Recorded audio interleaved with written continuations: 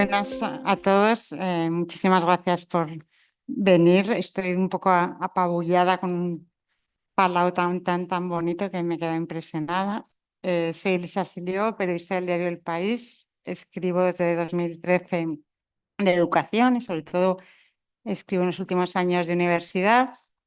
Y bueno, han pensado en mí para que me modere esta mesa porque he escrito varios reportajes relacionados de la inteligencia artificial y la educación superior. Y por eso estoy aquí. Este es un acto que, como ya se imaginan, está organizado por la Fundación de la Caixa y la Federación Española de Sociología. Y no quiero dedicar yo más tiempo a mí, sino voy a darle la palabra a las tres personas, los tres ponentes que han venido. Por un lado, voy a empezar desde el fondo. Está Robert Wagener, que nunca sé decir bien el apellido, que es profesor de Historia y Política de la Educación Superior en la Universidad de Groningen y es el director de la Academia Internacional Turing. Esta academia investiga en la reforma de los programas de educación superior y cada 6 meses saca una revista. También desde 2006 es el presidente de un máster muy exitoso sobre sociedad, política y cultura en Europa, y en el que están involucrados 8 universidades de la Unión Europea y 4 de fuera. Y bueno, es tan exitoso que tiene 100 estudiantes cada año. Y a su vez, el profesor es un experto que trabaja mucho para la Comisión Europea en iniciativas que intentan armonizar la educación superior europea, bueno, que no vaya cada uno por su lado. Después tengo a Tona, que acabo de olvidarme de tu apellido, que no le he apuntado, Rubio, perdón, que es licenciada en Derecho por la Universidad de Oviedo, tiene un MBA del Instituto de Empresa y ha realizado el Digital Business Program en el ISDI. Ella le estaba un poco preguntando porque su forma de trabajar es un poco extraña, ¿no? Porque ella lo que hace es que desde hace 16 años busca la forma de que colaboren el mundo académico y el mundo empresarial, que a veces es difícil que vayan de la mano, sobre todo que quejan un poco que en las públicas no se consigue mucho. Y entonces es autora de varios libros. Uno es Los retos de la universidad ante la transformación digital, de la Conferencia de Consejos Sociales, y El modelo de la universidad digital. Bueno, busca en todo momento un puente entre la transferencia de conocimiento y las universidades. Y por último, Guillem García Brustenga. Guillem. Uy, perdón, ¿qué te he llamado? Repite, ¿qué te llaman? No sé, no sé. Guillem, No quería decir. no me ha sonado a mí. No, quería decir Guillem García, que yo creo que me he estresado con este apellido de Brustenga, Mucho mejor. que es experto en transformación digital en la educación, estudió de ingeniero de comunicaciones y trabaja en el e-Learning Innovation Center de la Universidad Oberta de Cataluña. Y bueno, sobre todo se dedica a labores de innovación educativa y lo que intenta es rastrear y entender nuevas tendencias tecnológicas y sociales que pueden influir en el ámbito educativo. En los últimos 2 años ha dirigido su atención, como no podía ser de otra manera, a la inteligencia artificial generativa y bueno, como no, eso, busca cómo va a ser su impacto en la educación al fin y al cabo, por eso trabaja en la Oberta y tienen que conseguir que eso no se traslade a vuestros alumnos. Entonces, la primera pregunta quería que fuera para Tona. Bueno, hablábamos un poco de cómo organizar esta charla, porque no es una charla para expertos, sino para público en general, y nos parecía que era importante, primero, usar un tipo de vocabulario o una forma de expresarse un poco para todo el mundo y situarnos un poco en inteligencia artificial, porque todos nos viene a la cabeza, por supuesto, lo que está de moda ahora que es ChatGPT, pero esto viene de antes y creemos que antes de entrar a hablar directamente de la educación superior estaría bien saber pequeñas pinceladas. Entonces, quería preguntarle a Tona Pues, eso, ¿qué es la inteligencia artificial? ¿Cómo empezó? ¿Dónde estamos? bueno, muchas gracias. En primer lugar, agradecer a la organización, la Federación de Sociología y a la Caixa la invitación. Y es un honor compartir mesa con Wagener y con Guillem. Para situarnos un poco, la inteligencia artificial es algo que surgió en los años 50, mediados del siglo XX, en el que pues, Turing y otros investigadores empezaron a investigar, redundando, cómo las máquinas podían pensar. Entonces empezaron a analizarlo y los análisis fueron un poco lentos y eran más o menos hasta los años 80 no fue despegando la inteligencia artificial y empezaron a ser automatización de tareas bueno, más que automatización, le daban instrucciones y la máquina respondía. Entonces, ya en los años 80 se empezó ya a hablar de Machine Learning, que ya fue como la máquina empieza con aprendizaje automático. Entonces, le vas metiendo muchos datos y genera patrones y te va haciendo pues, lo que se conoce hoy en día las recomendaciones pues, de Netflix o de Coursera por todos. Y ya en los años como hacia el 2000 en adelante ya surge lo que es el deep learning, que son las redes neuronales. También el procesamiento natural del lenguaje. Entonces las máquinas ya empiezan también a aprender por sí mismas y, por ejemplo, pues con también la visualización de los computadores, pues pueden determinar análisis con las radiografías de los médicos, pues determinar si tienes una lesión más específica, mucho más rápido y más preciso que una persona humana. Y también ha llegado hoy en día lo que conocemos por ChatGPT o IA generativa, que es que ya no solo hace que aprende por sí misma y genera unos patrones mucho más complejos que anteriormente, sino que encima ya genera contenido, ya sea en texto o en vídeo o incluso en podcast, en formato de sonido, ¿no? Entonces, esto ha generado una revolución que ha impactado enormemente en la educación, como veremos a lo largo de la mesa. Aún así, informar que esto es la inteligencia artificial en la primera etapa, por así decirlo, que es narrow o más débil.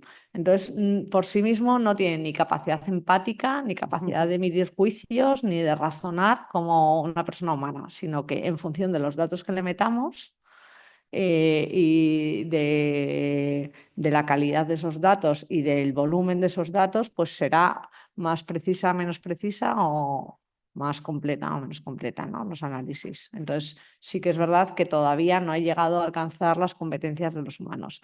Hay una segunda vía que dicen ahora los expertos que ya está empezando a ver las posibilidades de que la IA ya pase a ser fuerte o general y que entonces ya tendría ya competencias humanas. Yo creo que todavía estamos un poco lejos de llegar a eso y luego ya hay teorías que apuntan a que llegaremos a cuando ya las redes neuronales sean muy aprendan muy bien y lleguen a mejorar o a competir con nosotros, pues nos mejorarán y llegaremos a la superinteligencia.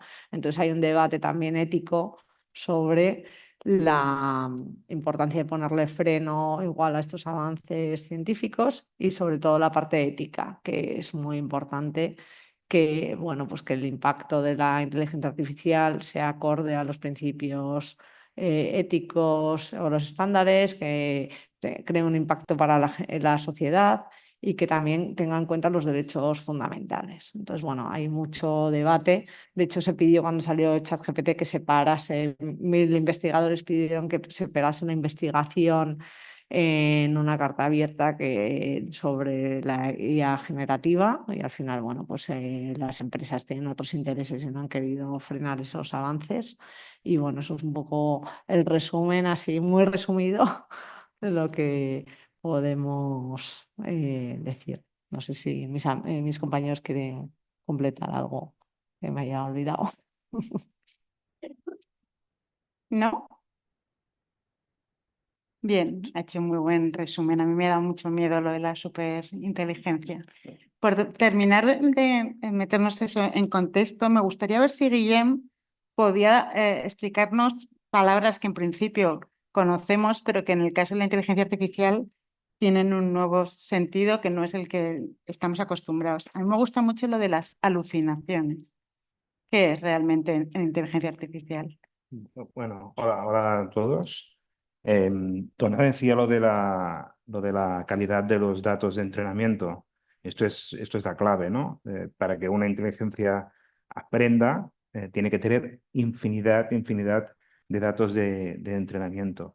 Si, ¿Y cómo funciona? Funciona que se le hace una pregunta o se le dan unos datos y una caja negra, que es un programa informático, un algoritmo, genera una predicción, ya sea de texto, ya sea de imagen, de lo que vendrá después.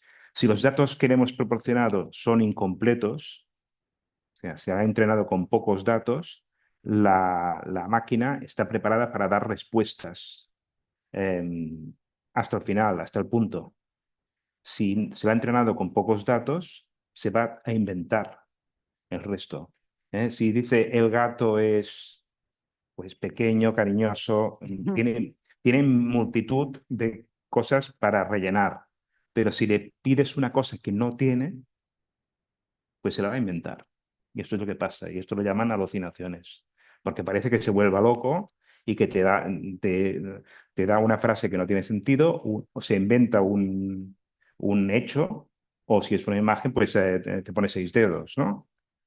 Pues esto es las alucinaciones. ¿Y se supone que cuanto más sepa la máquina va a haber menos alucinaciones o Ya, va a ir a claro, más? estamos hablando de esto después de 2 años de convivir con estos modelos de lenguaje, y lo que pasaba hace 2 años y lo que pasa ahora pues es muy distinto, ¿no? Y las alucinaciones existen porque es imposible tener todos los datos, pero comparado con lo que había al principio, pues es bastante diferente. Ujú. En inteligencia artificial, ¿qué sentido tiene sostenibilidad? Que justo ayer salía un informe que decía que en los próximos 10 años se va a multiplicar por 1000 la basura electrónica. Mm. Entonces, ¿qué sentido Claro, tiene la... esto no se habla mucho porque hace mucha gracia, ¿no? Le paso el examen al ChatGPT y me lo resuelve. O escribe una poesía sobre no sé qué y hace mucha gracia. Pero no se piensa en lo que hay detrás, ¿no? Y lo que hay detrás no es gratis, aunque parezca que es gratis, porque no nos están cobrando demasiado. Eh, Estos modelos que se han entrenado con todo este montón de datos que hemos hablado, pues han consumido una energía y han consumido y están en ordenadores, ¿no? Y hay el entrenamiento de un modelo, y hay muchísimos modelos de lenguaje, de imagen, etcétera. El entrenamiento de modelo puede ser muy intensivo en consumo de energía. Creo que el GPT-3 o Ujú. 3.5 decían que el consumo para entrenarlo era la energía que gasta una casa en un hogar durante 13 años. Y luego, no solo energía, sino cómo todas estas máquinas se calientan, ¿no? ¿Cómo las enfriamos? Pues con agua. Pues toda el agua necesaria para una persona durante 14 años. Era esto para el entrenamiento, porque luego hay las preguntas. Esta pregunta tan divertida de la poesía de no sé qué, tal. Pues esto, cada sesión que tenemos con el ChatGPT, sesión quiere decir unas cuantas preguntas, ir y volver, pues esto es un litro de agua. Uy, esa es una frase muy Bueno, publicitaria. es lo que dicen, Vamos, quiero decir, lo que me dicen deja por ahí, marca. porque esto también es un poco oculto, ¿no? Los gastos que tiene, pero parece ser que es así, ¿no? Y en el momento que hay escasez de agua y sequías, etcétera, pues esto tiene que hacer pensar que para reír un rato, a lo mejor estamos consumiendo máquina, energía y agua más de lo que querríamos. Pues la sostenibilidad de de estos modelos no está del todo claro. ¿Y el caso de la privacidad, qué sentido tiene?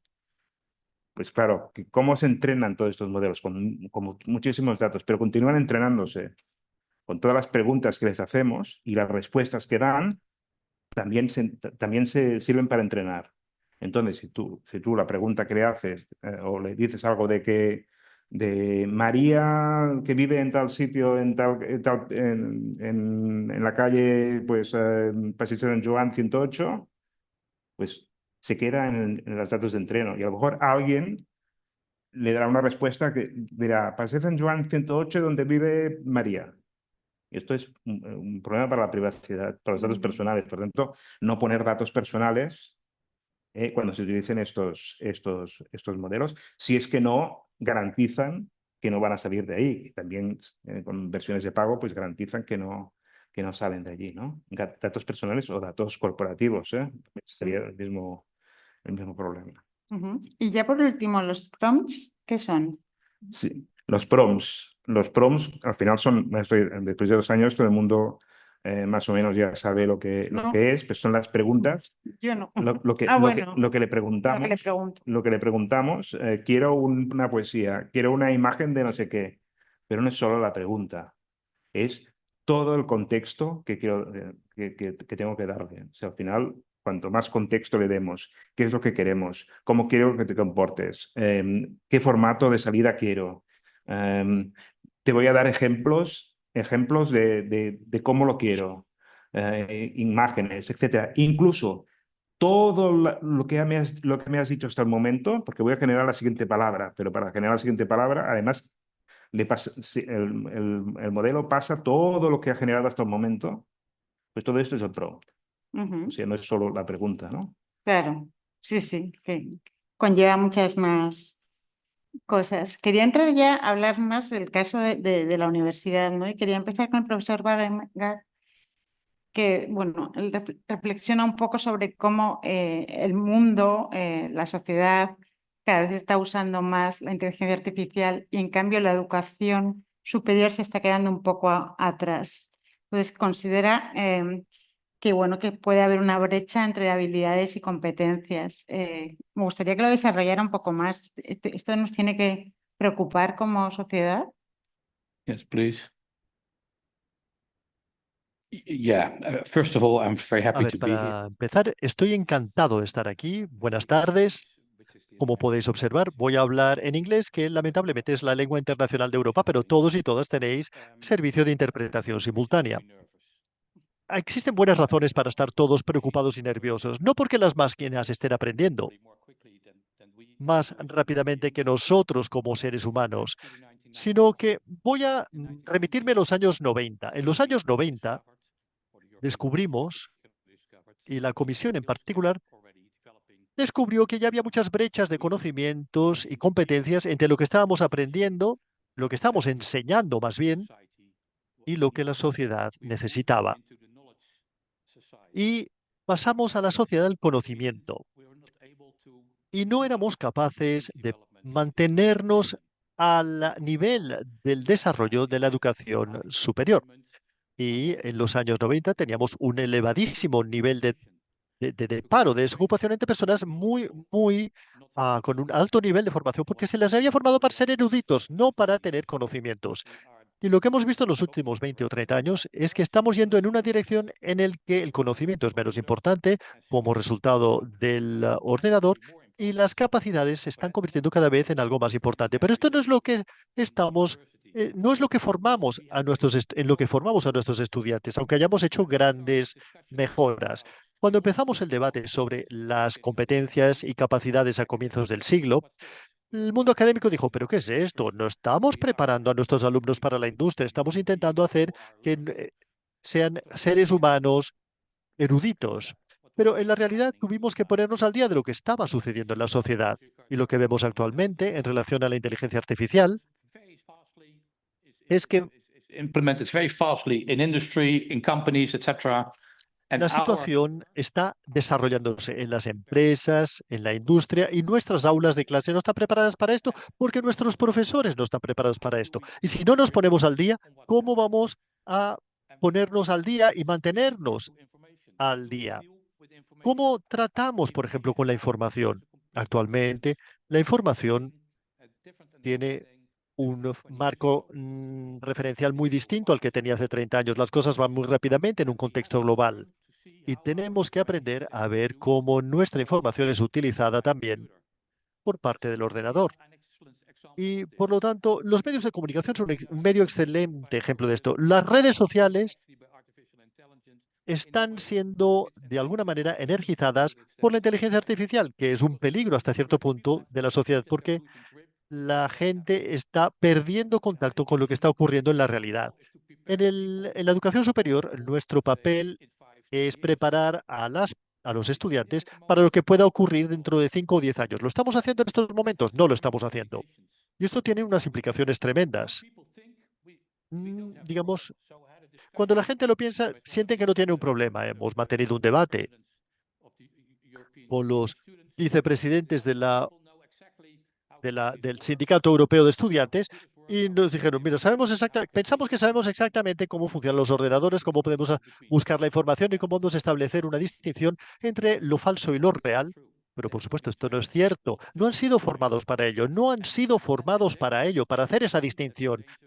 Y esto hace que la sociedad, pues, de alguna manera, esté en peligro y nuestra sociedad del bienestar esté en peligro porque estamos perdiendo una noción, la noción de lo que está ocurriendo en la realidad, mientras que en la industria se supone que tienen que tratar todos estos fenómenos que ni siquiera logramos entender. Y esto tiene unas implicaciones muy grandes y nuestro papel, por lo tanto, y esto lo debatiremos, es que tenemos que hacer de nuevo este cambio que acometimos al comienzos de este siglo.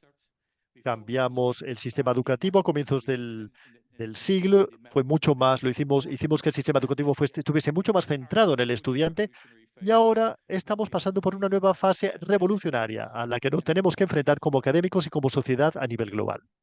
Muy bien, muchas gracias. Quería seguir con Guillem para que nos contara un poco qué usos puede tener la inteligencia artificial, porque todos nos viene a la imagen o la idea esta de que los deberes se hacen con inteligencia artificial, puede ayudar a la burocracia que tienen en su día a día los profesores, pues que sea menos, pero hay un montón de usos realmente fascinantes. Yo el año pasado escribí un reportaje sobre la Oberta, que tenía un algoritmo para detectar alumnos que tenían riesgo de dejar la carrera en primero porque estaban desmotivados, porque bueno, se sentían un poco perdidos con una forma de estudio a distancia y bueno, eso les servía a la Oberta para ponerse una alarma e intentar animar a esos alumnos. Entonces, me gustaría conocer casos porque realmente es algo que se conoce muy poco, ¿no?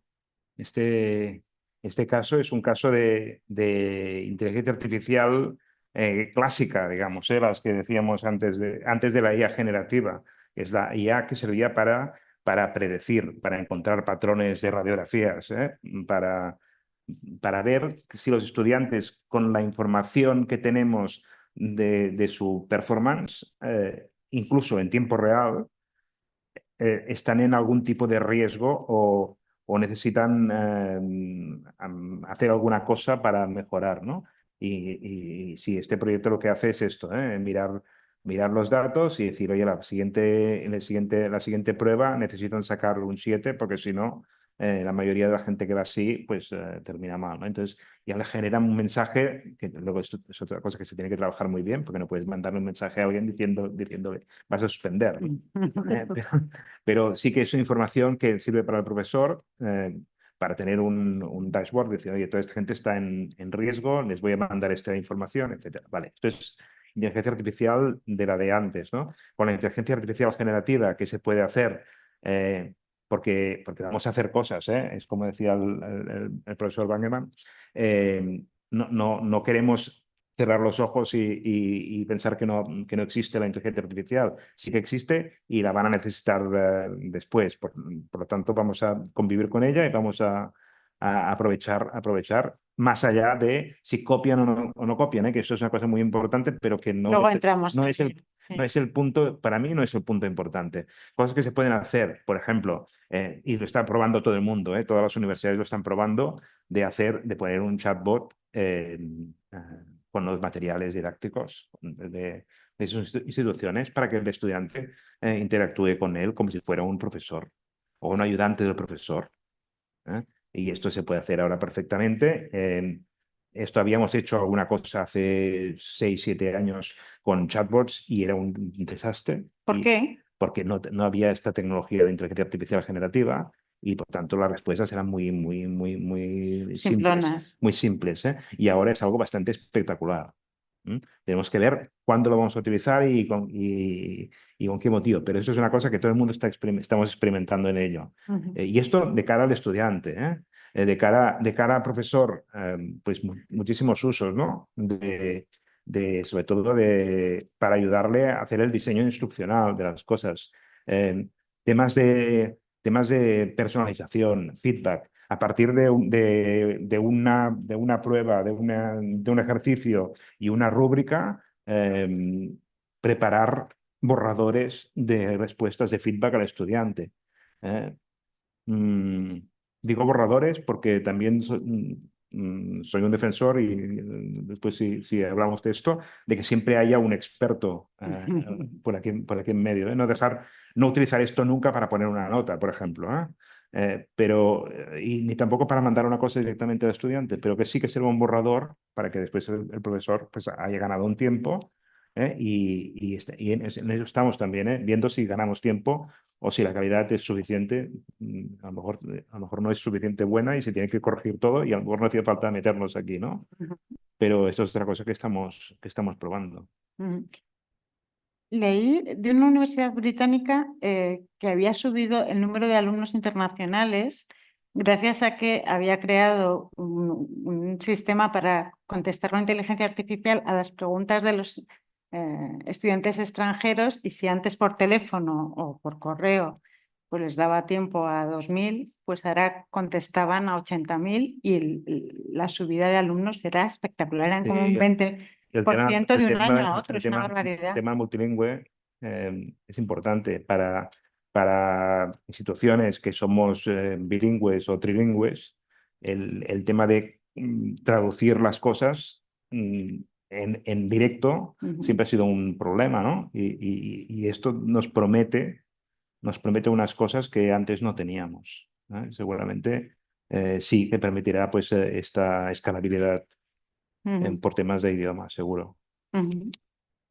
Donna, me gustaría hablar un poco del el uso con los alumnos de la inteligencia artificial, que se dice mucho que es como, en vez de tener un lienzo en blanco, un pequeño boceto, es lo que dicen sus creadores, que te sirva de punto de partida, pero que no es el producto final, ¿no? Entonces, un poco con lo que decía Guillem antes de cómo se hace un seguimiento de el uso que le dan los alumnos. ¿Hay que prohibirles usarlo para los deberes o los exámenes, o es poner puertas al campo y lo que hay que hacer es enseñarles a usarlo?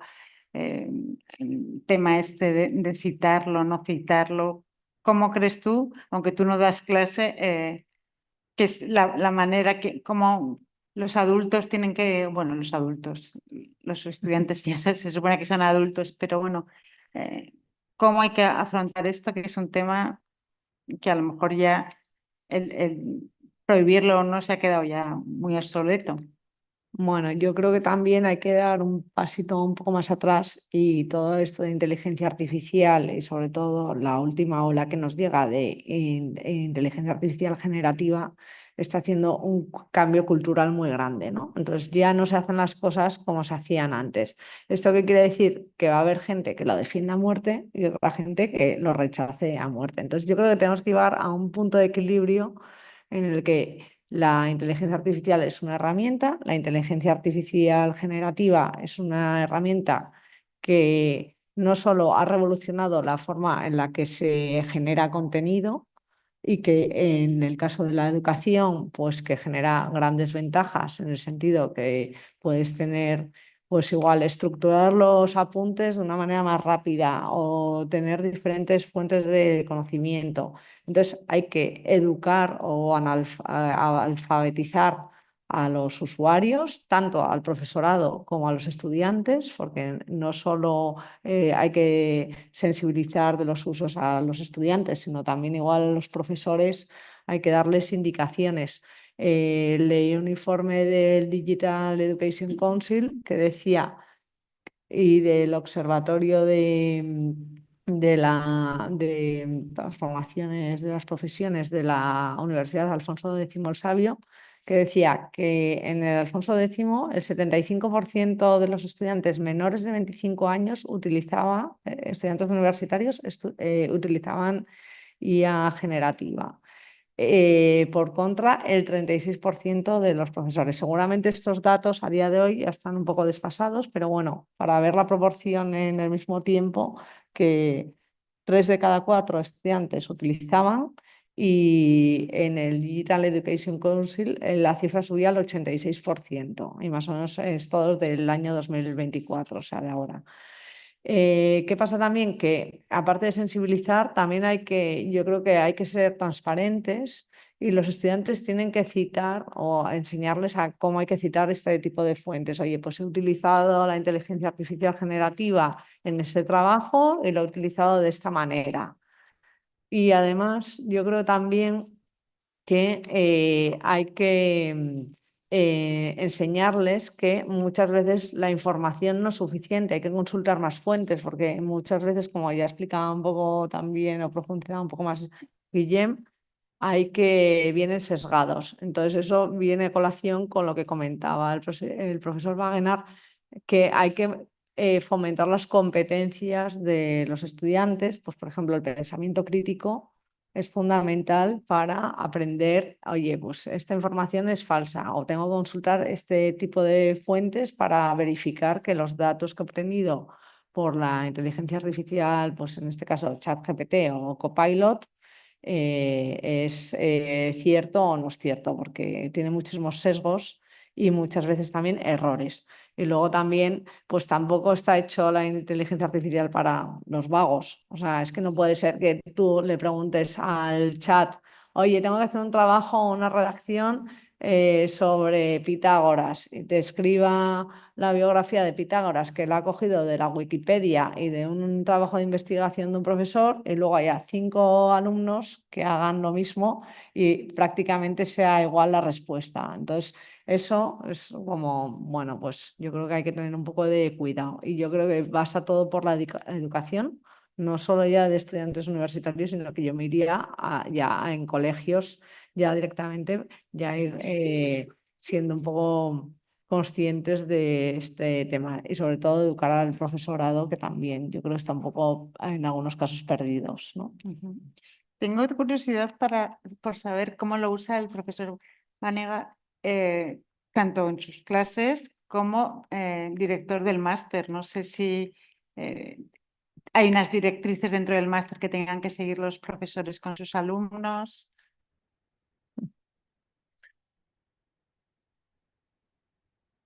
Maybe I should put it a bit wider. A ver, voy a ampliar el espectro, porque existen diferencias enormes actualmente en Europa en cómo se utiliza la inteligencia artificial en las universidades. Algunas universidades, de hecho, prohíben el uso de la inteligencia artificial, pero otras, y esto no se produce demasiado en Europa, sino más bien en Canadá y Estados Unidos, que de hecho intentan utilizarla de una manera eficaz en sus prácticas cotidianas. Esto para mí es el futuro en cualquiera de los casos. Esto ya lo hemos debatido, pero si me preguntas a mí, yo diría que la IA sustituirá el papel desempeñado por el profesor, parcialmente, porque, por ejemplo, hacer un examen o dentro de 10 años será hecho por un ordenador y no por nosotros. Hace un par de años dijimos, a ver, si escribes un ensayo, esto puede ser verificado por el ordenador. Esto dependerá del número de datos que le introduzcas. Por lo tanto, el papel del profesor cambiará, y eso ya está ocurriendo en mi universidad y en otras. El papel del profesor o del docente será guiar, hacer de tutor de los estudiantes. Y muchos papeles que tradicionalmente consumían mucho tiempo serán tomados por la inteligencia artificial. Cuando yo escribo un ensayo, por ejemplo, la recogida de información es muy distinto actualmente a lo que era hace 10 o 15 años. Yo, por ejemplo, estudié en los periódicos. Un artículo. Yo analizaba artículos de periódico en cada periódico. Esta información la puedo obtener, la puedo recoger en 5 segundos.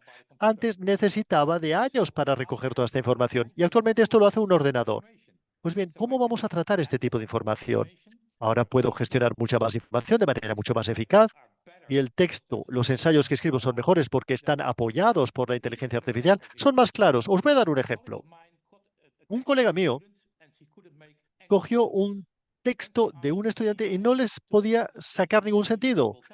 Y le pidió a la inteligencia artificial que lo convirtiese en un escrito legible y con sentido. O sea, hay muchas cosas que están ocurriendo y tenemos que habituarnos a esto como profesores.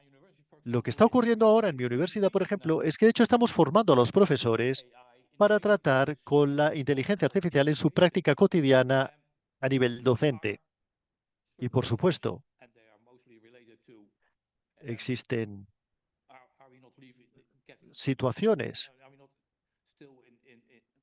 que se relacionan con este debate. Por ejemplo, situaciones en las que es el ordenador el que toma las riendas. Pero esto dependerá de nosotros. Y en este sentido, y ya se ha dicho anteriormente, es una cuestión ética, porque también hemos notado que el ordenador se inventa cosas si no tiene suficientes datos. Y entonces, ¿cuál es la respuesta? ¿Vas a alimentar al ordenador con más datos?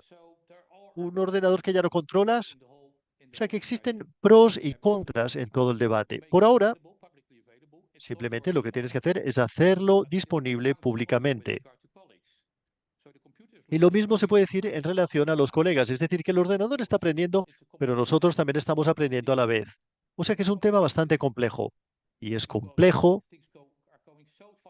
porque las cosas van tan rápido que mantenerse al día de lo que está ocurriendo es muy difícil para los profesores y también para los estudiantes, pero no desaparecerá.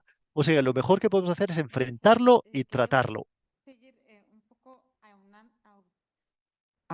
uy, me he quedado así, ahondando, me he quedado sin shock.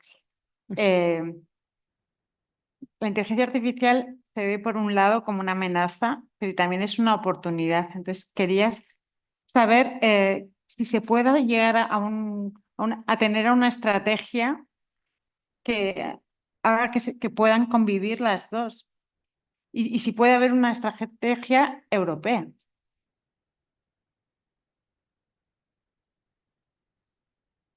Yeah, but probably there will be a European-wide strategy. Seguramente habrá una estrategia europea o paneuropea, puesto que los europeos están pensando en ello, mis vecinos. Ahora, ¿es una amenaza? A ver, si no nos ponemos al día en España o en los Países Bajos y nos supera, es una amenaza. Y esto ya se ve en el Canadá y en Estados Unidos, y también en países como Singapur, en Malasia y en la China. Nuestra economía también está en juego y, por supuesto, tenemos un papel que desempeñar como educación superior para preparar a nuestros estudiantes de la mejor manera para estos nuevos desarrollos. Esta es una amenaza, pero también es una oportunidad para organizar nuestras vidas de manera más eficaz. Y quizás, a ver, los ordenadores y los robots pueden llevar a cabo distintas tareas, pero también pueden ser muy útiles. Por ejemplo, si tenemos robots en los restaurantes, son robots en los que te dicen buenos días, aquí tienes la comida. Y actualmente eso es bastante normal en países como el Japón y en otros países del Lejano Oriente. Y también para las personas mayores. Vemos cómo los robots comunican con las personas mayores y les hace la vida más fácil y más grata, porque ya no tenemos suficientes jóvenes que se cuiden de nuestras personas mayores. En este contexto también constituye una oportunidad para tener una vida más agradable y cómoda. Todos los efectos de la inteligencia artificial y del desarrollo técnico tienen sus pros y sus contras. Quería seguir preguntándole a Guillem sobre los interrogantes éticos que abre la inteligencia artificial, ¿no? Porque ¿dónde ponemos la frontera? Hice un reportaje yo este invierno pasado sobre cómo en países de Singapur, perdón, universidades de Singapur se ha empezado a usar la inteligencia artificial para hacer una primera criba de alumnos, que se reciben 15.000 solicitudes, hay 1.500 plazas y pues un primer descarte se hace así. Hay universidades que lo aplican y otras que se llevan las manos a la cabeza porque dicen que se crean unos sesgos que terminas creándose un patrón y buscando siempre el mismo alumno. ¿Dónde hay que poner, en el caso de la universidad, los límites Sí, éticos? está claro que dejar en manos de las máquinas, por muy buenas que sean las decisiones, como decíamos antes, es complicado. Tiene que haber siempre alguien que esté validando estos datos. Por suerte, en Europa, ciertas cosas no se pueden hacer, ¿no? Tenemos una ley, tenemos la ley más avanzada en este sentido, ¿eh? Ujú. No podemos utilizar la IA para ciertas cosas.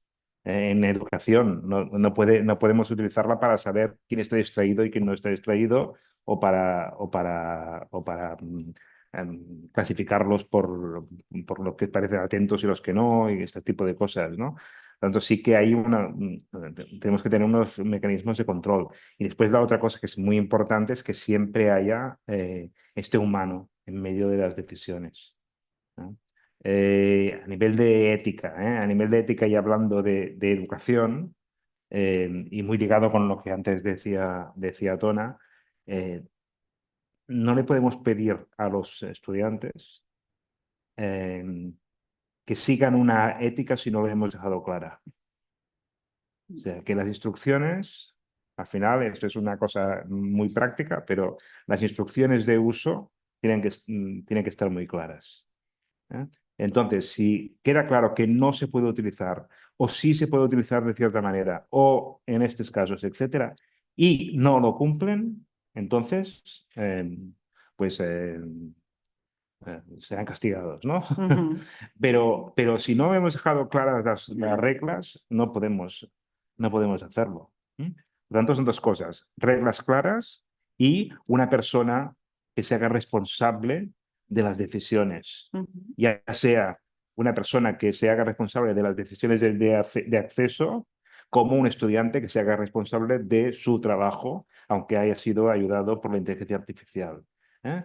Reglas claras y supervisión Ujú. y responsabilidad. General. I fully agree with this, but I'm A ver, afraid it yo discrepo. probably a little bit out of hand.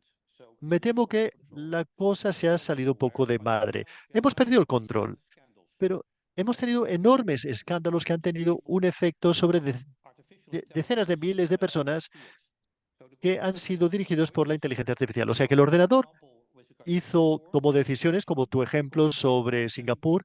El ordenador hizo una selección y un filtraje, o el ensayo o se cometió un fraude. Y siguieron lo que decía el ordenador. Y el famoso ejemplo del Reino Unido, por ejemplo, en el que teníamos en correos un gran escándalo porque en la oficina de correos, la oficina de correos, pues simplemente siguió pues las normas establecidas por el ordenador y perdieron sus ingresos. Y mucha gente se suicidó debido a ello. Y la gente, bueno, entró en bancarrota. Y ahora los gobiernos, como resultado, y esto subió muchísimo en el marco legal. O sea que el imperio de la ley ya no se mantiene, de hecho. ahora están siendo compensados con centenares de miles de euros debido a este error informático. O sea que esto es una cuestión muy grave. Y si esto ocurre así y no tenemos a un ser humano que esté detrás, tenemos un problema. O sea que hay que marcar unas reglas. Estoy de acuerdo contigo. Tenemos que marcar reglas, pero también en la educación superior tenemos que formar a nuestros jóvenes para tratar con este tipo de problemas y para responsabilizarse y no dejarlo todo en las manos de un ordenador, porque el peligro es gravísimo, muy serio. Quería conocer el punto de vista de Tona, pero antes quería comentar una cosa que con esto de la selección de los alumnos, a mí me llamó la atención que me lo contaban rectores de Singapur y cuando hablaba con rectores de Estados Unidos era un tema que les daba pánico, el que apenas querían hablar, pero que era evidente que en poco tiempo iban a empezar a usarlo. Por ejemplo, el rector de Miami decía, es que nosotros damos X número de becas y si nos hemos equivocado del alumno, es una oportunidad que se pierde y es dinero. Y consideraban que a través de la inteligencia artificial iba a ser más fácil que con entrevistas cara a cara dar con el alumno becado que merecía la pena. A mí me sorprendió, pero a su vez como que era un tema del que no querían dar muchas explicaciones porque yo creo que consideraban que moralmente todavía la sociedad no estamos preparados. Tona. Yo creo que es un tema un poco, todavía no está madura, ¿no? Ni la inteligencia artificial, yo creo, ni nosotros para asumir esto a falta primero de transparencia por parte de quienes igual deciden, oye, pues las características para decidir si hay una beca o no hay una beca, hay veces que no son, o por qué has admitido a esta persona o no, pues no siempre hay igual todos los criterios transparentes. Y segundo, porque igual, imaginaros que la inteligencia artificial recibe 3.000 currículums y se ha decidido en la universidad que hay que admitir a 100 mujeres y a 300 hombres. Entonces, igual ya a las 101 mujeres, pues por determinadas, pues igual por condiciones de raza, de religión, pues se van penalizando o se van dando más puntos o determinadas características o por haber estudiado una disciplina, pues igual has estudiado lengua y artes en lugar de matemáticas y ciencias, pues igual te dejas fuera. Entonces, todo ese tipo de sesgos yo creo que todavía no está 100% maduro. Entonces es difícil. A mí, de hecho, estaba buscando trabajo y me recomendaban que pusiese el currículum todo en blanco en lugar de meterle colores, que ahora es muy típico los diseños con colores, porque la inteligencia artificial cuando te filtre en los procesos de selección muchas veces se perdía palabras o que las tienes que poner con palabras claves para que puedas pasar el primer filtro de la inteligencia artificial. Entonces, por ejemplo, yo estudié Derecho, pero soy Project Manager. Entonces, en muchos sitios me voy a quedar fuera de la primera criba porque no he estudiado Ingeniería, aunque luego tenga 5 años o 10 años o 20 como Project Manager de experiencia, pero si pide en selección haber estudiado ingeniería, pues ya te dejan fuera. Entonces yo creo que hay muchas veces que se nos escapa mucho talento por el camino, ¿no? Pero bueno, también tiene que haber criterios que, no sé, los humanos también nos confundimos. Entonces yo creo que tiene que estar controlado por humanos. Me parece que el año pasado ya el 10% de las empresas estaban usando inteligencia artificial para hacer esta criba cuando buscan nuevos trabajadores. Pero en el caso de la universidad, ¿tiene que ser el nivel de compromiso ético más alto?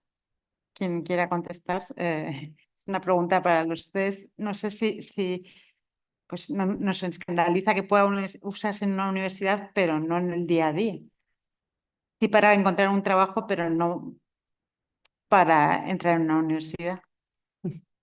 Bueno, las empresas son privadas y se rigen por sus propias normas o por las normas de los accionistas. O sea, tienes que reportar a un consejo de administración y ellos decidirán sus normas. En el caso de las universidades públicas, que no son las privadas 100%, pues tienen la misión pues de servicio social, ¿no? Que igual las universidades privadas, bueno, pues es más discutible, aunque tengan la misión de formar a las personas para ser mejores ciudadanos en el futuro, no solo para incorporarse al mercado laboral, sino para ser mejores personas. Yo creo que también tienen que formarles. Entonces, yo creo que el sentido de lo público es lo que igual también puede cambiar un poco los criterios para ser más estricto o ya decidir por criterios privados, aunque tienen que cumplir la ética siempre. Y en todo caso, siempre tiene que haber alguien que firme, un responsable, ¿eh? Porque luego alguien, si alguien se queja, ¿a dónde va esta queja? ¿Eh? No puede ser, no es que la máquina, no. Al Ujú. final, si tiene que pagar el Estado, o tiene que pagar el gerente, o tiene que pagar, alguien ha firmado. Y si lo ha hecho a mano o lo ha hecho a máquina, me es igual. Pero yo quiero una persona, no tengo un responsable, siempre un responsable. Ujú. En el Instituto de Empresa han empezado a usar la inteligencia artificial para ayudar a los alumnos que no saben muy bien qué estudiar, orientarles a qué estudiar, y es una máquina quien hace eso, no sé los resultados. El profesor Wagenknecht, ¿cómo lo ve? The role of the machine Sí. in guiding students. Now, yeah, A ver, el papel que desempeñan las máquinas para guiar a los No estudiantes. de nuevos estudiantes, sino en general, si la universidad tiene que tener unos estándares de éticos en el caso el uso de la inteligencia artificial mayores de los que se supone que se tiene que tener, pues, en una empresa de recursos humanos. by definition, of course, although Por also definición, por supuesto que sí, aunque también debería ser elevado para las empresas privadas. Las universidades están definiendo reglas y reglamentos.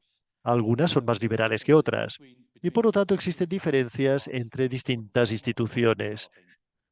Pero bueno, se están desarrollando distintos formatos que seguramente serán utilizados. Ahora, pueden estar ya caducos dentro de un par de años, dado el vertiginoso desarrollo de los acontecimientos. Pero ahora tenemos unos códigos de conducta que nos indican cómo funcionar con la inteligencia artificial. Y también tenemos un proceso de aprendizaje. O por lo menos hemos concluido, y muchas universidades han concluido que tienen que hacer un seguimiento de los canales de aprendizaje seguidos por los estudiantes. Nos tienen que indicar cuáles son las fases de aprendizaje por las que han pasado y que no es todo simplemente inteligencia artificial. Pueden utilizar la inteligencia artificial para hacer algún tipo de tarea con éxito. Eso tiene sentido. En el pasado, si le preguntabas a tu madre o tus amigos que corrigiesen tu ensayo, y eso es normal, ahora se lo pides al ordenador. Y y el ordenador seguramente lo hace mejor que tu madre hoy en día. Pero no hace 5 años.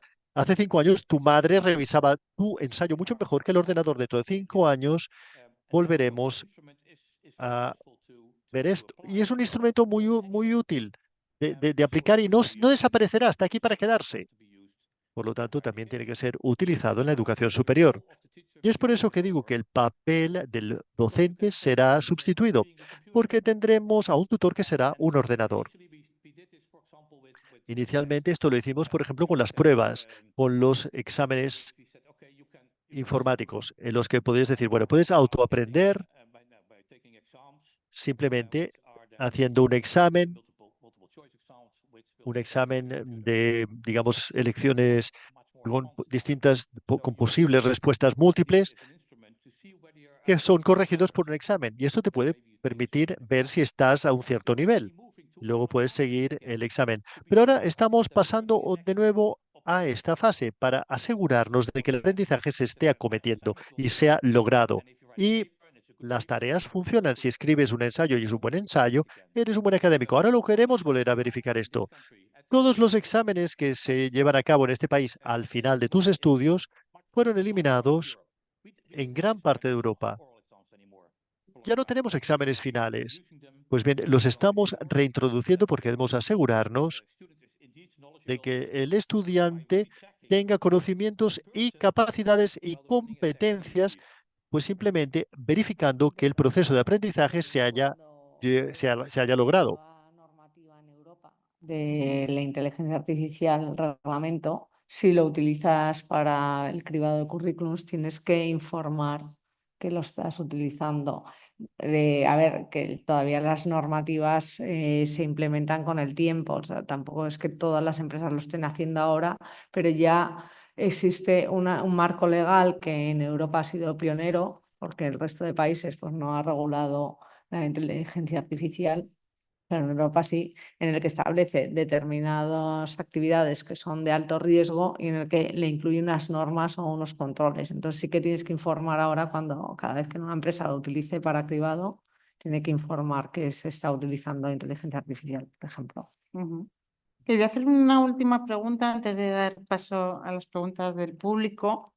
Y es que, bueno, según íbamos hablando, pensaba, en China, que quieren ser la gran potencia de la inteligencia artificial, los alumnos de primero de primaria ya se empiezan a familiarizar con la inteligencia artificial.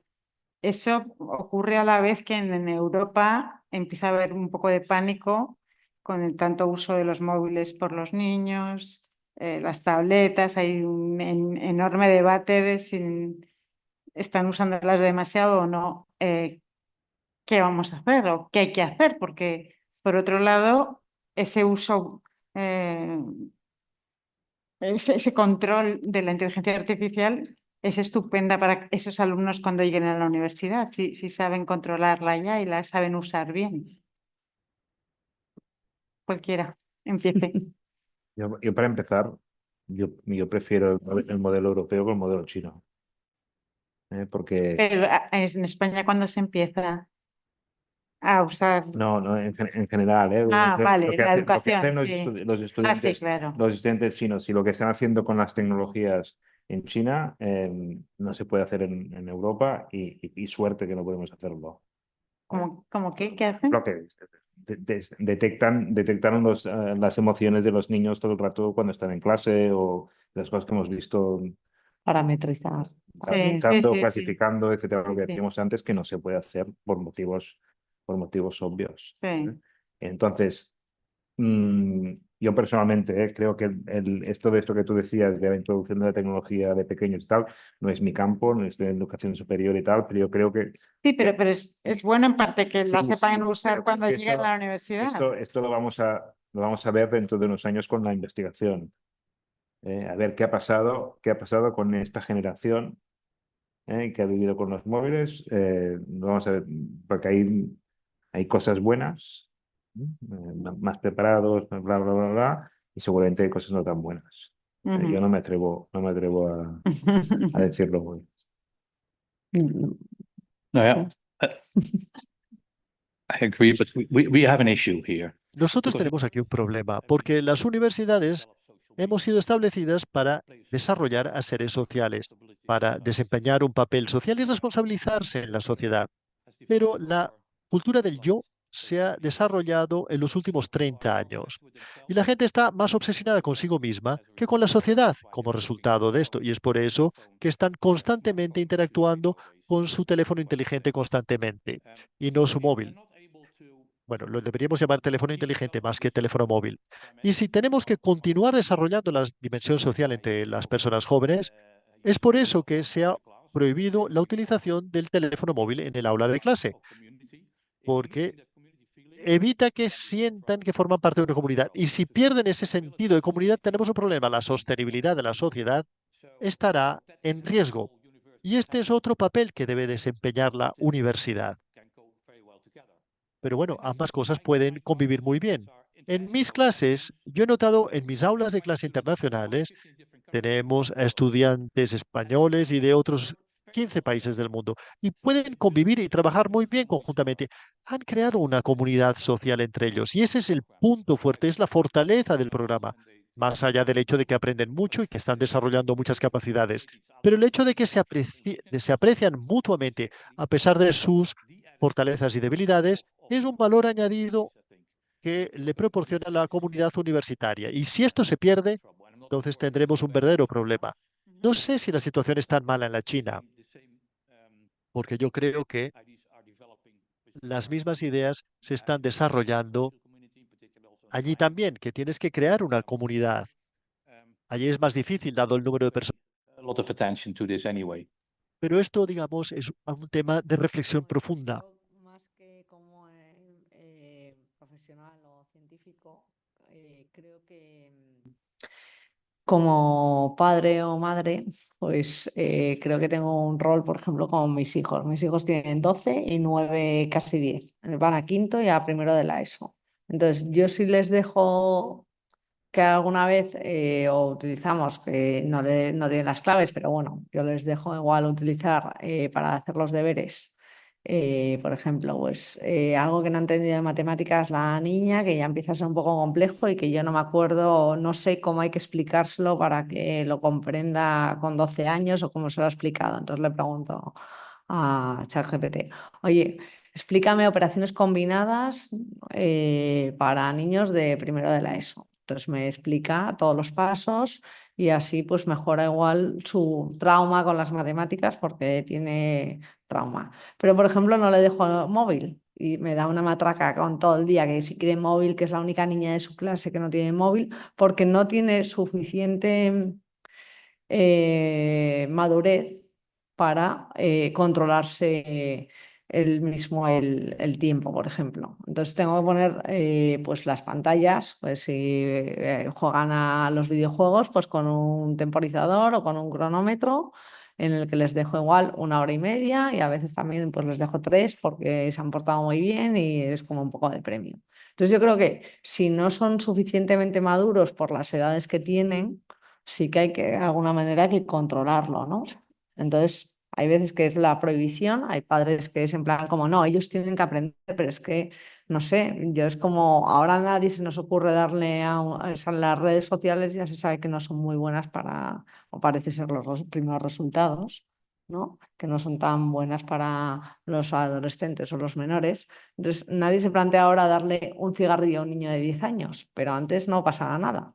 Entonces yo creo que ahora estamos viendo los resultados de las redes sociales. Dentro de 10 años, como decía Guillem, pues veremos, o de 5, veremos un poco cómo ha ido evolucionando. Oye, pues el uso de la inteligencia artificial de esta generativa de esta manera ha ayudado a mejorar las competencias y a ser más eficientes, porque es verdad que yo lo uso y ganas muchísimo tiempo muchas veces, pero ha sido negativo pues porque te vuelves más vago, porque te da pereza hablar en inglés y entonces lo traduces. Yo hay muchísimas veces que digo, ¡oh, qué pereza! Esto, pues que me lo escriba ChatGPT en inglés, ¿no? Entonces, yo creo que eso todavía no estamos en un momento para saber el impacto que esto va a tener. Y eso que ha sido la tecnología que más rápido se ha adoptado, porque en Hombre, 2 meses ha tenido 100 millones de usuarios. pero es que es O muy sea, que sí, tentadora.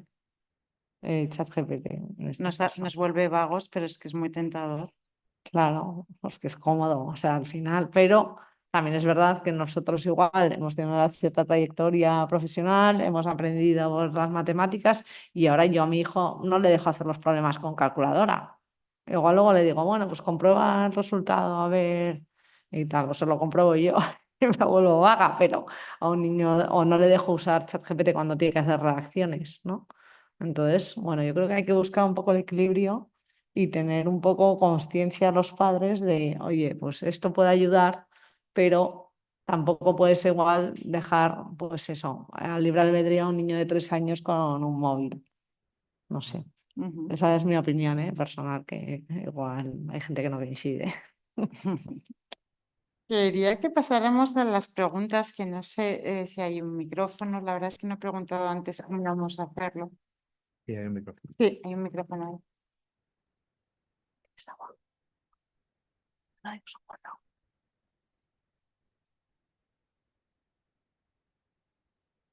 Gracias. Bueno, gracias por la interesante charla. La verdad es que cada uno desde su perspectiva creo que habéis aportado mucho, pero esto es un pozo sin fondo, ¿no?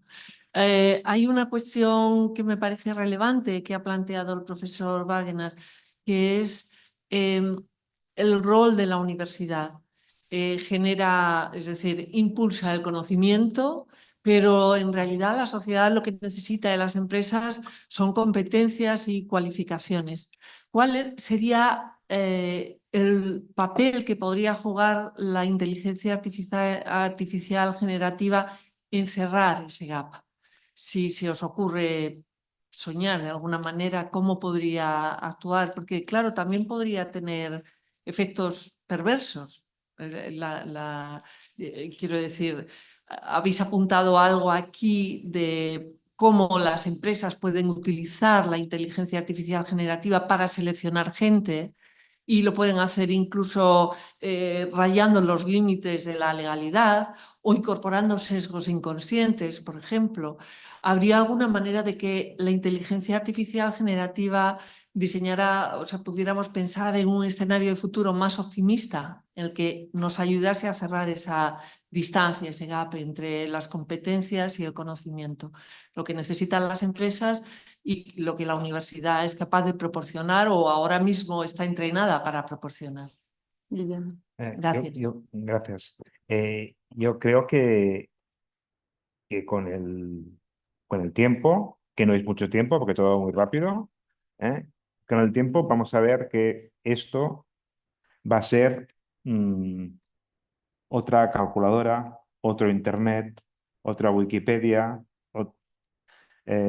otra herramienta que estará integrada, y que muchas de las preguntas que tenemos ahora serán absurdas, serán cuando salió Internet o salieron vídeos en la red que explicaban mejor que el profesor en el aula lo que hacía, qué va a pasar.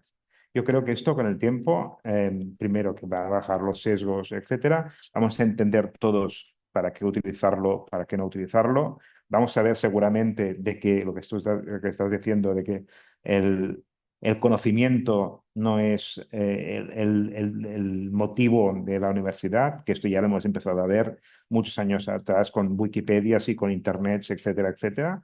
No es el profesor que tiene el conocimiento y lo va dando a pequeñas píldoras y todo el mundo escucha. No, no, vamos, las cosas han cambiado desde entonces, van a cambiar más y vamos a ir más a las competencias necesarias para el mercado laboral y para la vida en general, porque eso es una cosa que nos está tocando no a la educación o no a la empresa, está tocando a todas las facetas de la vida. Y al final, si las competencias necesarias son pues el sentido crítico la primera, pues la universidad tendrá que dedicar a fomentar el sentido crítico de los estudiantes, y no tanto al conocimiento. Yeah, critical thinking now, critical mindset is the Sí, el pensamiento crítico es la capacidad que debería ser desarrollada según todos los expertos del mundo. Este pensamiento crítico es fundamental también para entender lo que está pasando y para formularte preguntas constantemente. Tienes que continuar formulándote preguntas sobre lo que está ocurriendo para desarrollar una comprensión. Cuando hablamos de capacidades para entender lo que está ocurriendo y para mantener bajo control lo que está ocurriendo o para entender lo que está ocurriendo. Y para estar alineados con lo que está ocurriendo en la inteligencia artificial y las posibilidades que nos ofrece cada día. Esto lo tenemos que hacer, pero también tenemos que desarrollar capacidades. Y este es el papel de la universidad. La universidad tiene que desarrollar capacidades, conocimientos y también preparar a la gente para vivir en la sociedad. Seres humanos que puedan plantear preguntas y que puedan encontrar soluciones, pero que no sean las soluciones prefabricadas. O sea que tenemos que intervenir constantemente en el proceso de toma de decisiones. Y si lo dejamos todo a los ordenadores, tenemos un grave problema. Porque si el toque humano no está presente, tenemos que operar en un contexto comunitario, quizás apoyados por la inteligencia artificial, pero no controlados por la inteligencia artificial. Y esto lo tenemos que aprender. Tenemos que aprender esto también en el contexto universitario. Y este también es el papel que debe desempeñar el docente. Digamos, tenemos quizás algunas ideas propuestas por el ordenador en un futuro, pero las conexiones que realicemos como seres humanos no están siendo realizadas por el ordenador todavía. Esto quizás cambie en un futuro, pero por ahora no es el caso.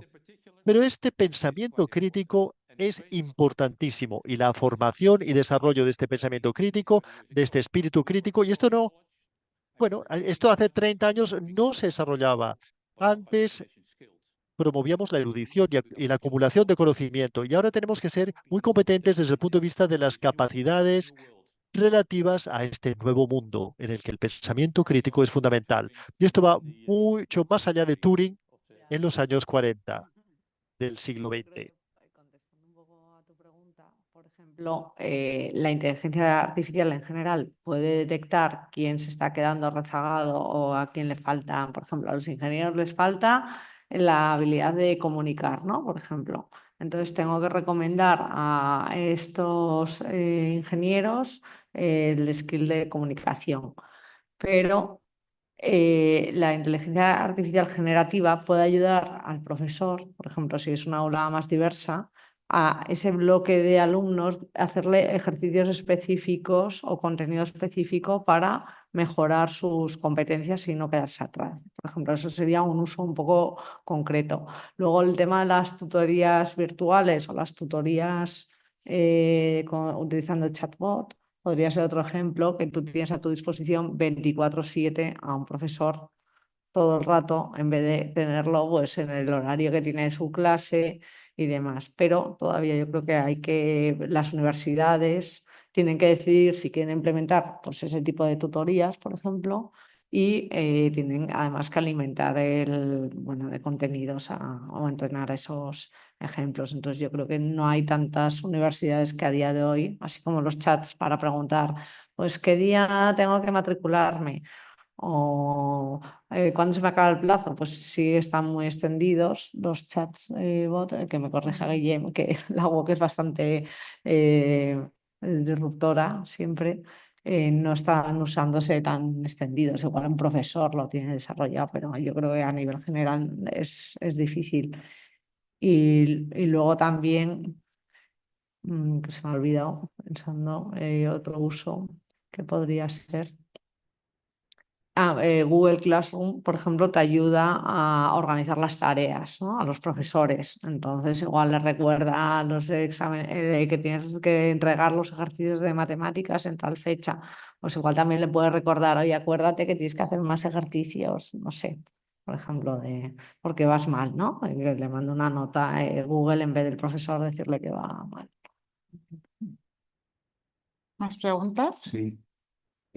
Yo trabajo en el mundo de la medicina y lo que he visto es que cuando yo empecé a estudiar, lo que querías era hacer prácticas y lo que hacías era, además de ir a clase, te ponías al lado de alguien que te enseñara para ver pasos enfermos y viendo enfermos aprendías.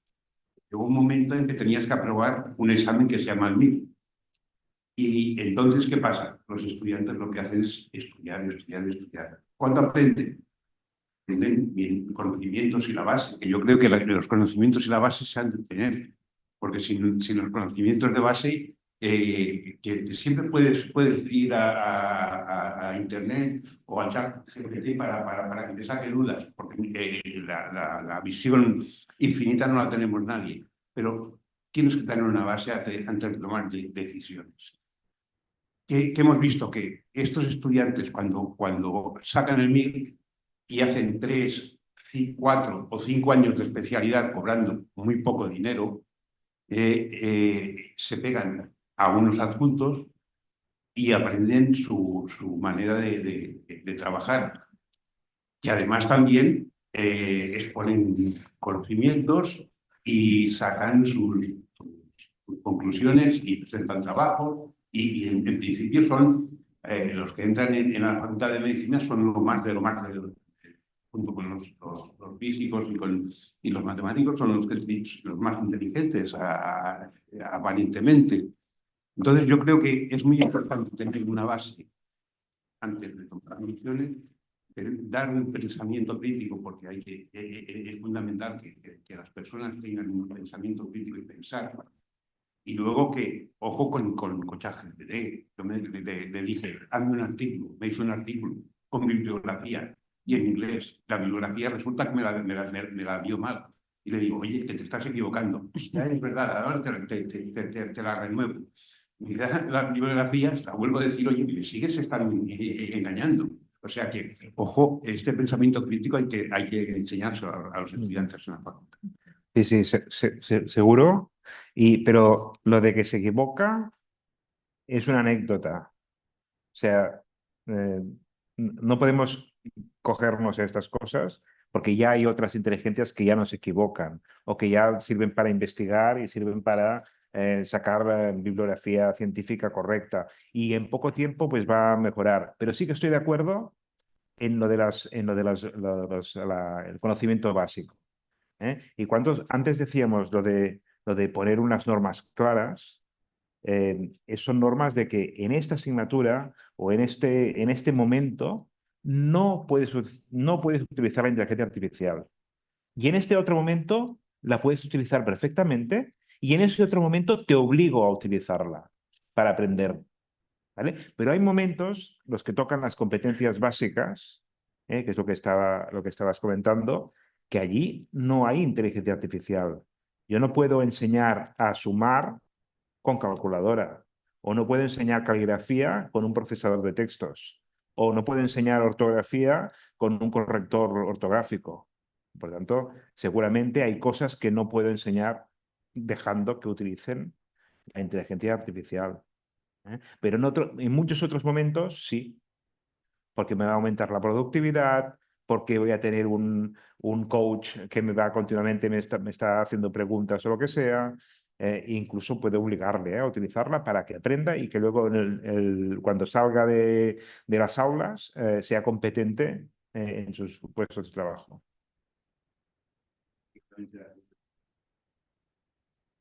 But in the very end, it's about judgment. So A you ver, have al to be final se trata de juicio. Tienes que tener conocimientos para emitir un juicio. Pero por supuesto en la medicina actualmente, analizando una enfermedad, el ordenador nos ayuda muchísimo a entender la enfermedad, pero se necesita siempre que haya un ser humano que emita un juicio.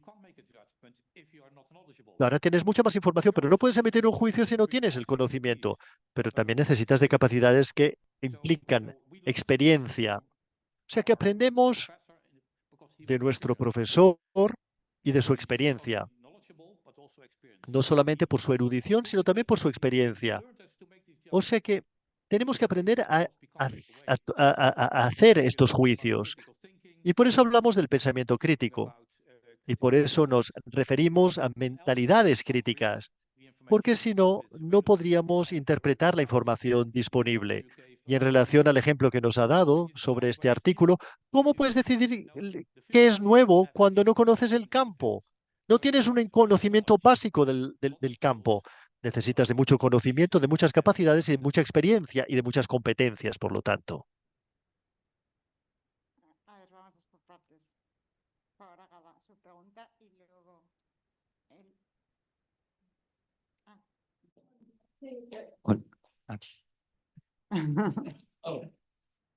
I'll do it in English. As we all know, higher education is highly stratified. Voy a formular mi pregunta en inglés.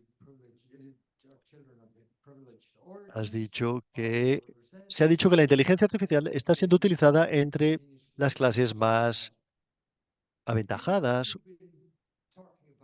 o más acomodadas. Dado lo que ha visto usted en relación a la utilización de la inteligencia artificial en la educación superior, ¿existe algún tipo de riesgo potencial de que solamente las personas más acomodadas o aventajadas puedan acceder a la universidad? La inclusión forma parte de las prioridades de la Unión Europea en estos momentos, es decir, darle a todo el mundo las mismas oportunidades. Y como ya se ha explicado, la inteligencia artificial puede ayudar a esto porque puedes individualizar mucho más una respuesta y conectarla a un problema.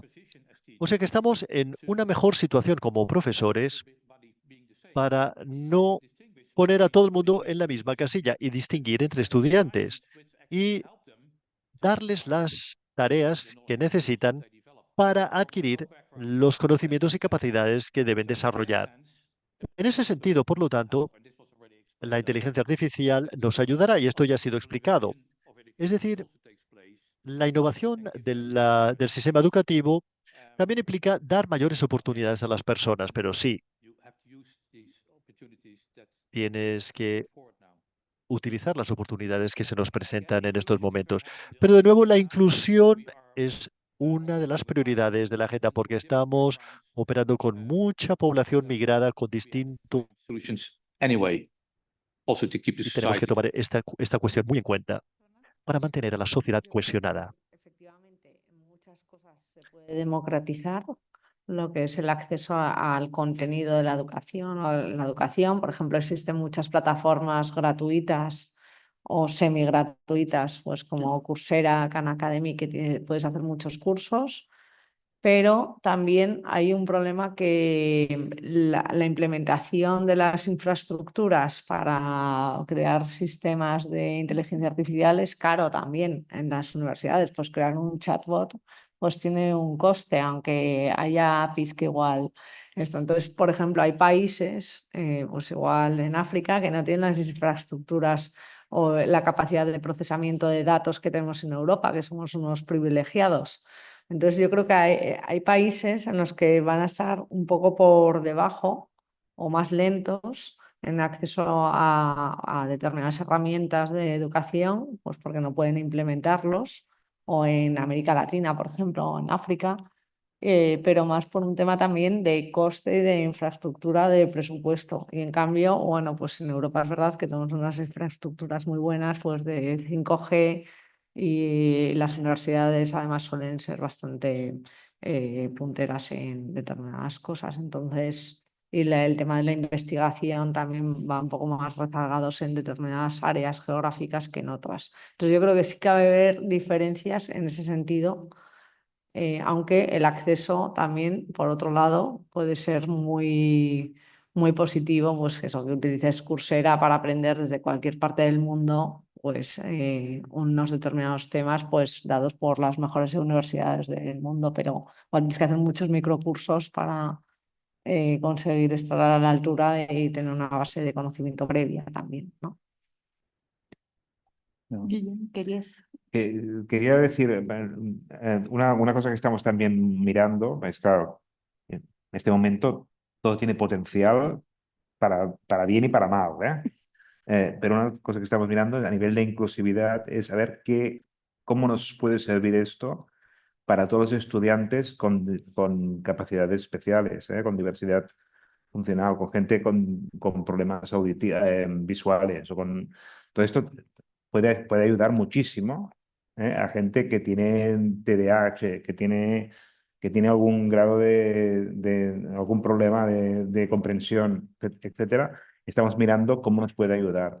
Esto seguramente, y lo estamos mirando nosotros, está mirando todo el mundo, ¿no? Pero seguramente sí que mirando estas posibilidades a bien, hay mucho camino por recorrer. Es verdad que puede pasar que solamente algunos pueden acceder a ciertos recursos, etcétera, etcétera. Sí, es trabajo nuestro, pues que esto no pase, ¿no? La siguiente pregunta, por favor.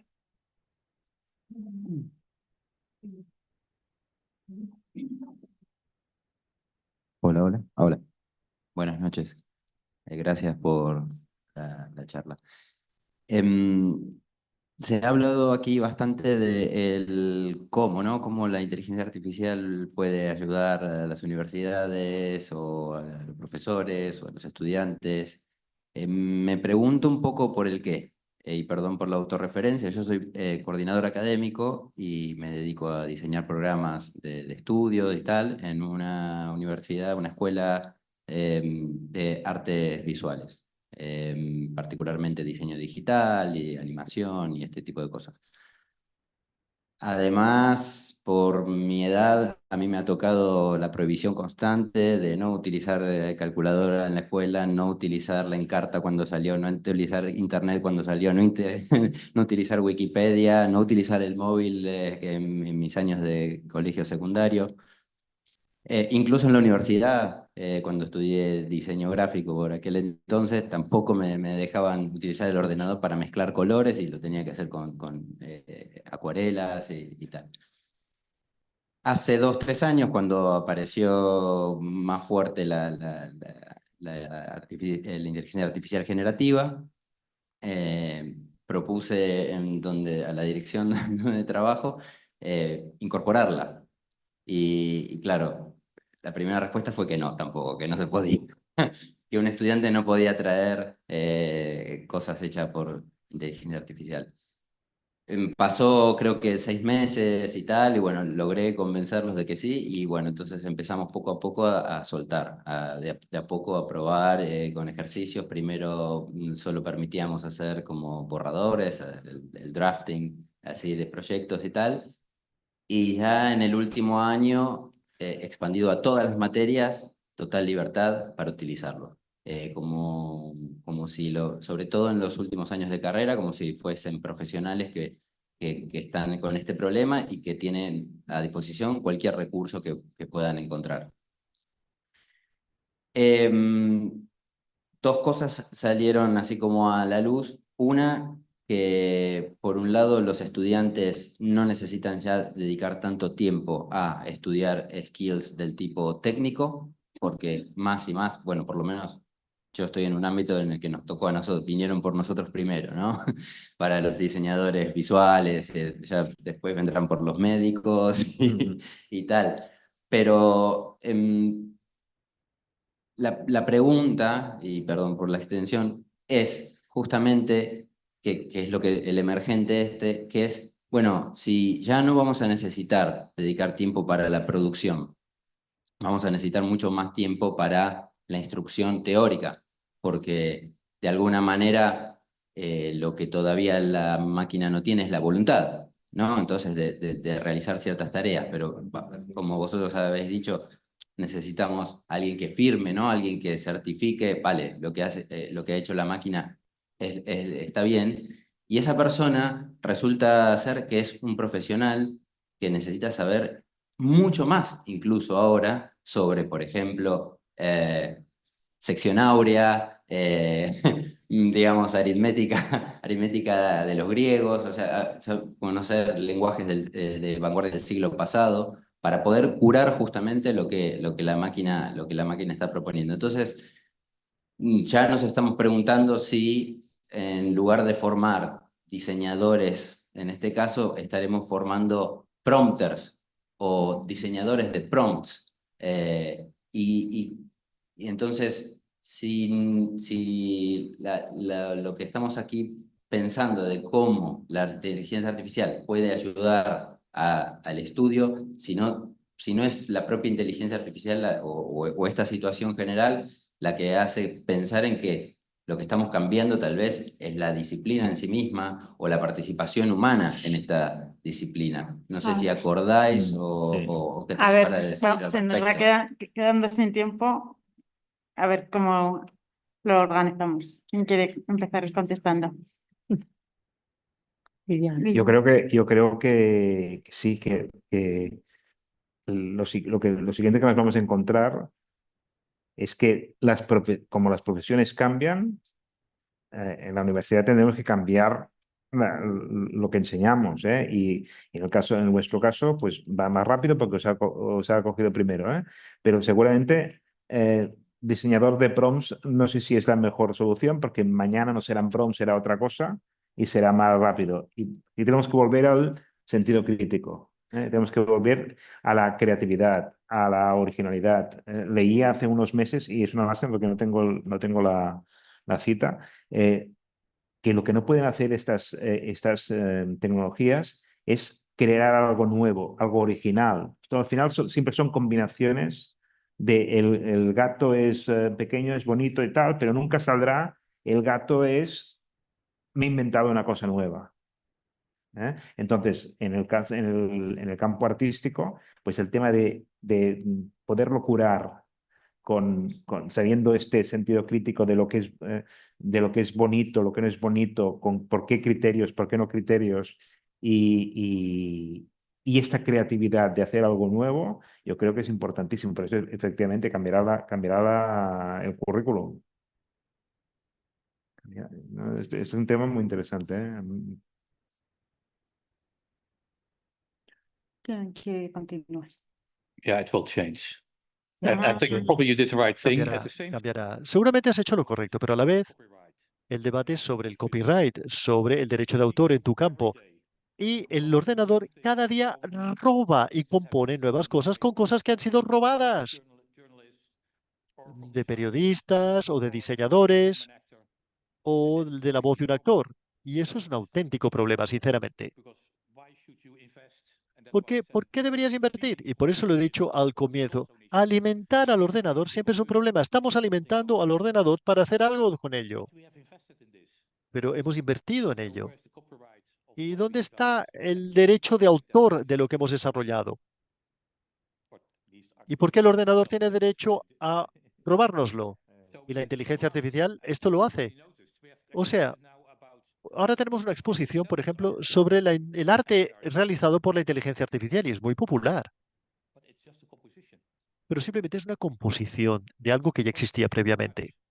O quizás lo que falta es el toque humano, ¿no? Yo creo que además de cambiar el currículum tenéis que introducir la parte de ética o usos o parte de igual normativa, que igual hay veces que se está dejando de lado en carreras igual más técnicas, ¿no? Entonces, bueno, pues igual ese tipo de competencias más transversales, además de creatividad, pensamiento crítico, trabajo colaborativo, igual trabajo de interacción hombre-máquina también, porque también eso, las investigaciones van a ir aprovechándose de lo que saben las máquinas. Entonces, bueno, pues eso, cómo se colabora ya no solo con grupos de trabajo de personas, sino grupos de trabajo con máquinas, ¿no? Pues, o con redes internacionales, pues ese tipo de cosas sí se van a tener que ir incorporando. Lo que pasa es que los currículums tardan muchos años y cuando ya tarden, pues ya no tendrás prompts, tendrás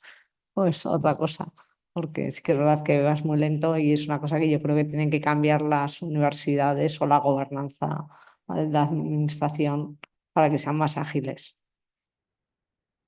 Bueno, yo creo que así vamos a terminar, que nos hemos pasado ya 5 minutos del tiempo. Quería, que no lo he dicho antes, dar muchas gracias al profesor Waganagar por estar aquí, que ha tenido un viaje de locos para llegar a Barcelona, o sea que lo agradecemos especialmente que esté aquí. Espero que hayan aprendido algo nuevo de este mundo fascinante. A mí me da pánico, pero es fascinante. Y hasta la próxima. Gracias.